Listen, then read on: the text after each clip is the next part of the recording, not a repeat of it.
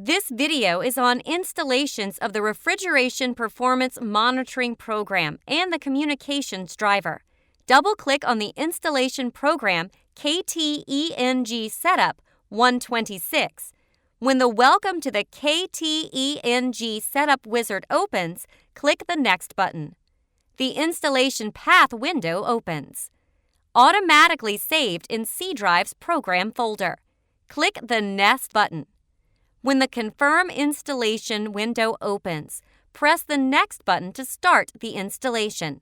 The installation is processed as the Installing KTENG Setup window opens. When the installation is completed and the Installation Complete window opens, click the Close button. KTENG Setup icon is created on the desktop. The next is on RS-232 Communication Driver installation.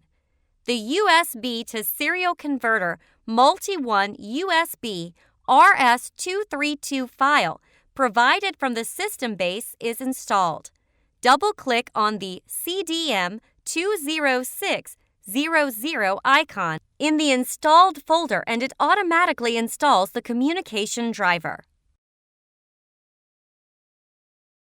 Another key component of HB520N is the DA100 data collection device software.